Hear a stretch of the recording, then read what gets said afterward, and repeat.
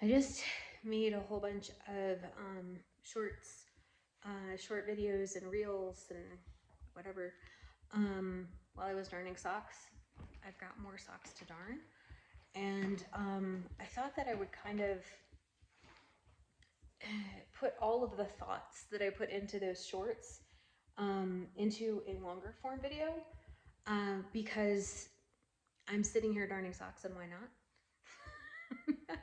But also because I'm excited and I want to share the news that I have.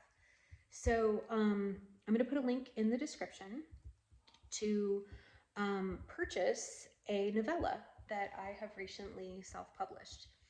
And this is like monumental, right? This is the very first thing I've ever self-published, first of all. Second of all, it is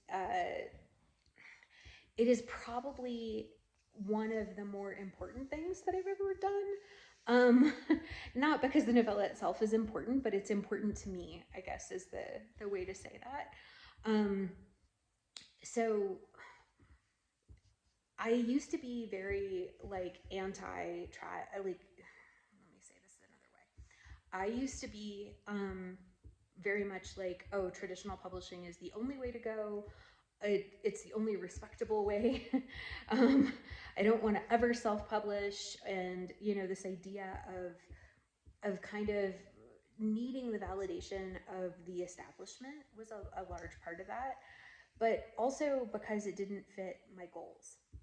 And I am still pursuing trad publishing, but it's self-publishing and small presses and all of that stuff has changed quite a lot in the last 15 years since I made that determination for myself. And the thing is that the the I believe that every book has its own path to publication. I think every book kind of knows what it wants to do and what it wants to be. And this novella was, first of all, first it was a subplot in a novel. So it was going to be something completely different. And then as I'm editing and working on that novel, which I will query for TradPub, I realized that I wanted this novella to just kind of stand alone and be its own thing. On February 17th, I am giving a lecture for free at Morbid Anatomy, and I will put the link in the description as well, for about retelling the psyche and Aerosmith. And the idea is kind of modern love and how modern love is. But I did a retelling of the Psyche and Aerosmith, and I was like, well, I have a book, so I might as well get it self-published and get it out into the world so that like people can see, like, I can walk the talk, basically. People can read what the hell I'm talking about. So I have published this novella and I'm giving this talk. The other thing that's happening is that on Thursday, February 20th, and I'll put another link in the description below, I am teaching how to write mythology retellings. And I'm doing this class on mythology retellings, and I was like, well, I've written some, maybe I should share those with the class. So again, the novella kind of falls into this same concept of walking the talk and kind of showing the class kind of what I have done in the past for writing mythology retellings. So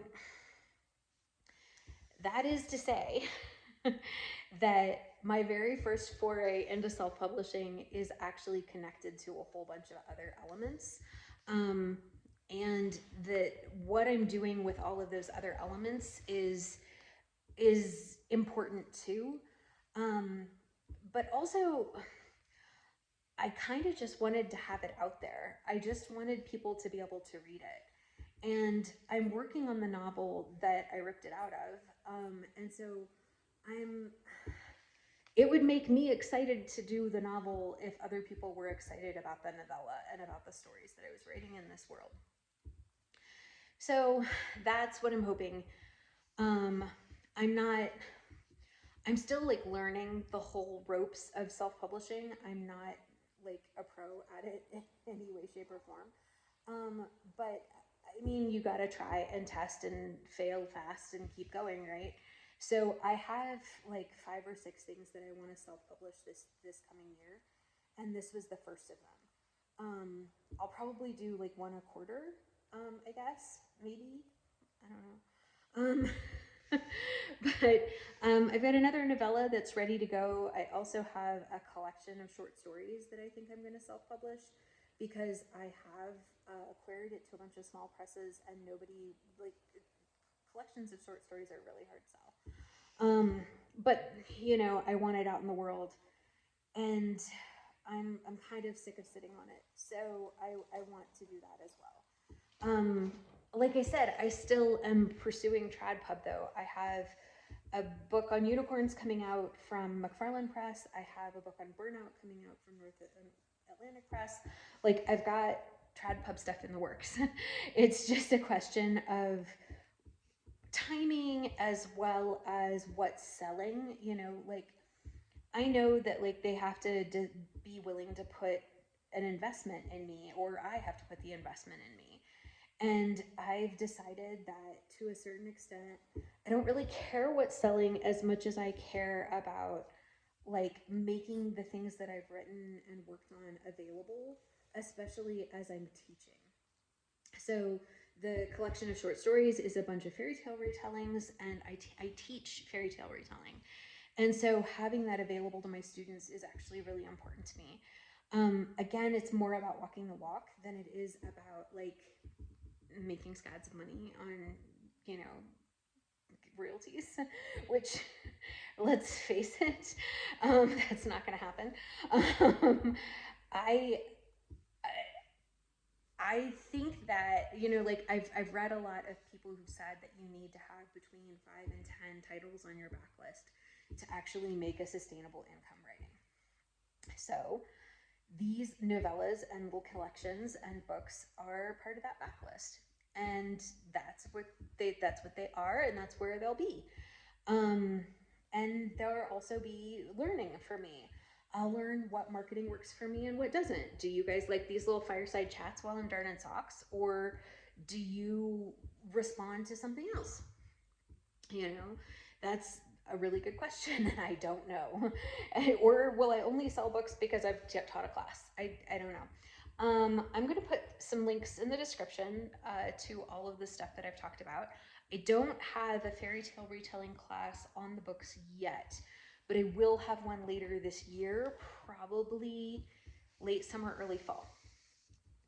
Um, Thank you for listening and for believing in me and for commenting, liking, subscribing, and clicking the links below.